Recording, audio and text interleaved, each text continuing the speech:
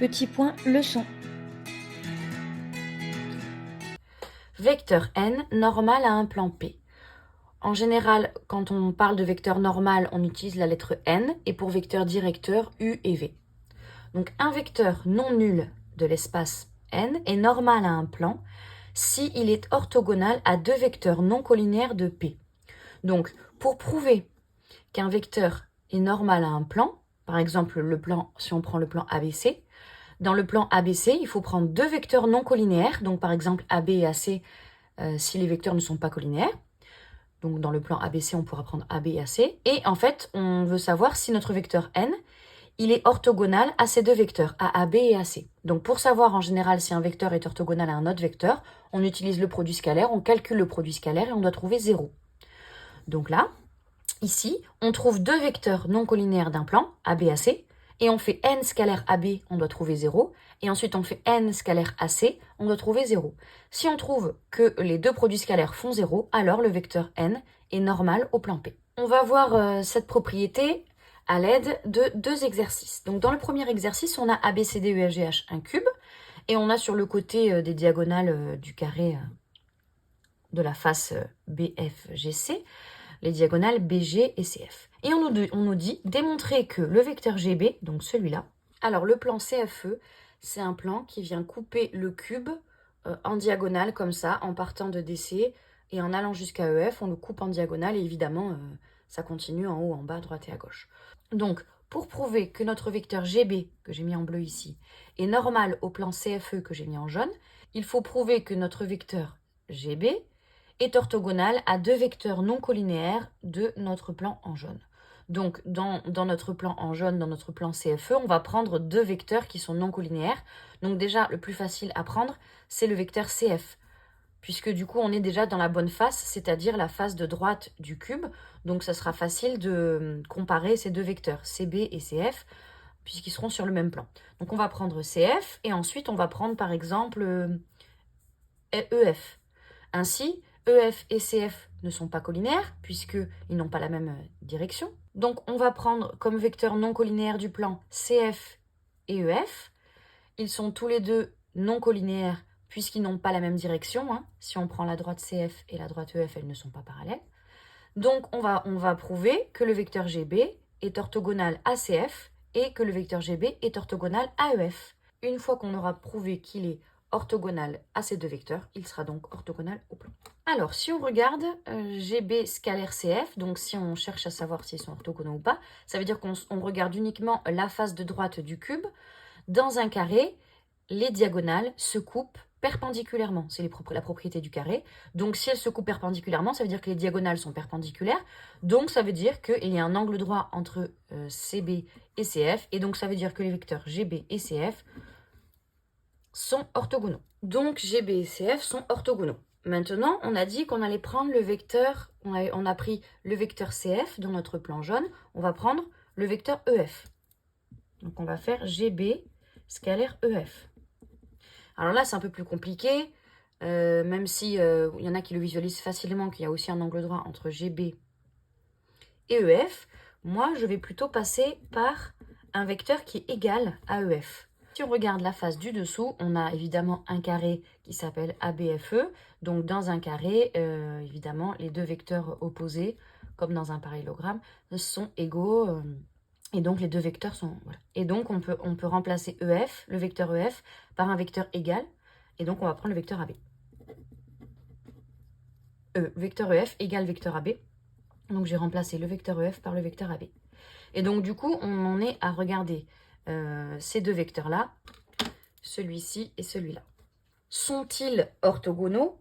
Bien sûr que oui, puisqu'il y a évidemment un angle droit entre la droite AB et la droite BG, mais on va faire encore plus simple pour se ramener à la face de devant. Maintenant, ce qu'on va faire, c'est que le vecteur GB, on va le projeter sur la droite BC. Si on le projette sur la droite BC, on aura tout sur la face de devant. Donc, ça sera plus simple pour expliquer qu'il y a des angles droits. Donc, si je prends mon vecteur BG et je veux le projeter sur la droite BC. Hein, on imagine la droite BC ici. Donc, ça veut dire que je veux projeter le point B sur cette droite et que je veux projeter le point G sur cette droite. Donc, si je veux projeter le point B sur cette droite, comme le point B, il est déjà sur la droite BC, mon point B ne va pas changer. Par contre, le point G, si je veux le projeter orthogonalement sur la droite, c'est-à-dire que je fais le projeté orthogonal du point G sur la droite BC, ça veut dire que je me rapproche de la droite BC et j'y vais avec un angle droit.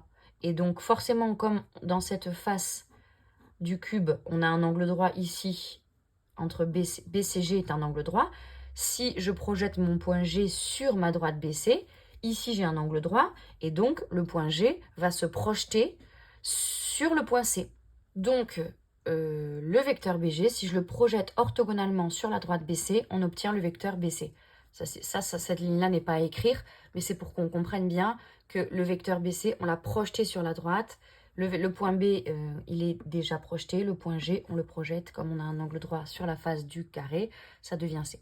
Donc, quand on calcule le produit scalaire, on peut évidemment changer un vecteur par son projeté orthogonal. Donc, à la place de GB, je vais mettre son projeté orthogonal, donc CB.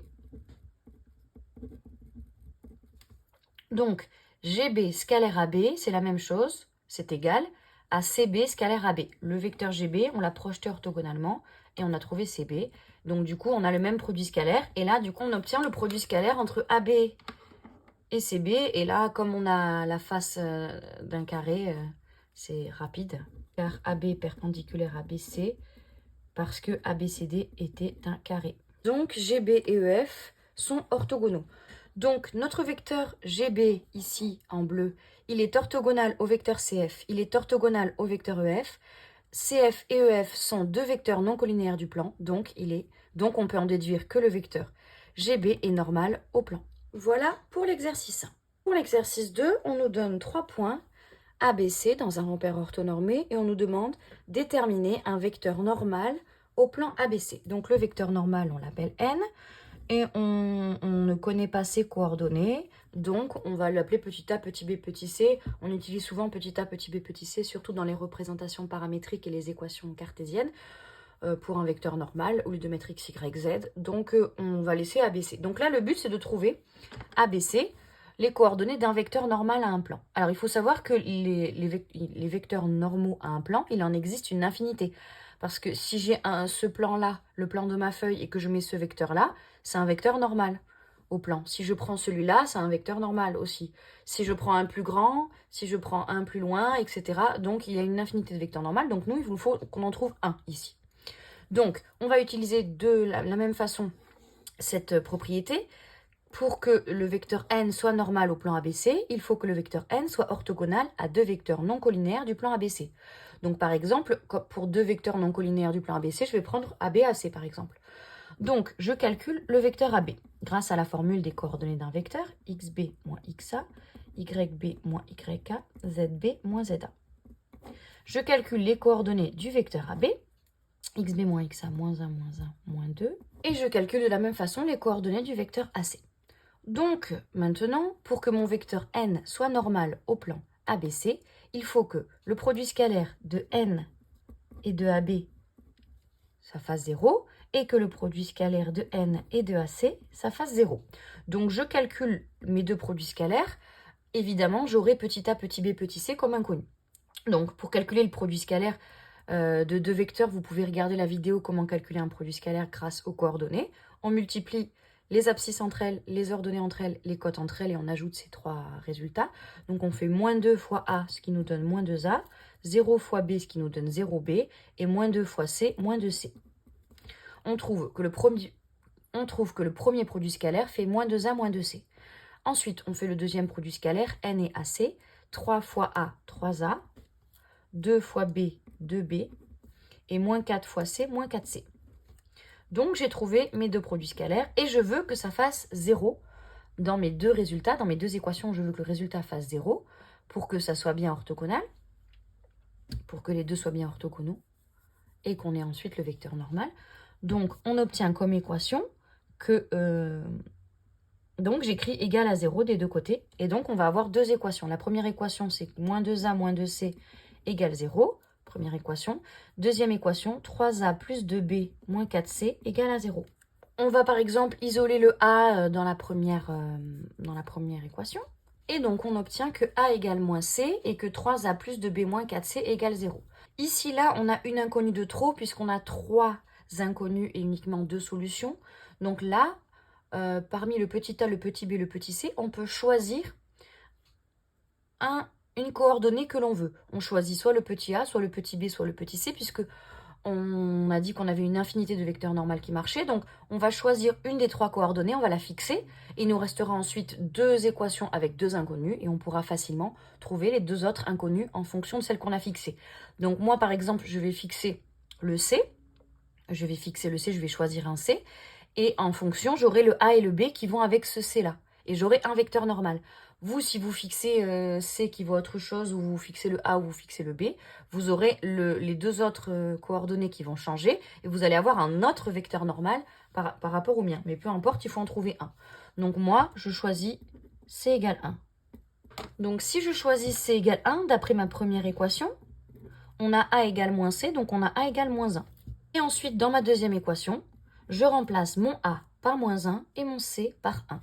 Donc 3 fois A, 3 fois moins 1, plus 2B, B je ne le connais pas encore, moins 4C, moins 4 fois 1, égale 0. Donc ça me donne moins 3 plus 2B moins 4 égale à 0, ce qui me fait 2B moins 7 égale à 0, 2B égale 7, B égale 7 demi. Donc j'ai choisi une des 3 coordonnées de mon vecteur, j'ai choisi le petit c, et j'ai calculé, une fois que j'ai choisi le petit c, j'ai calculé le petit a et le petit b en conséquence.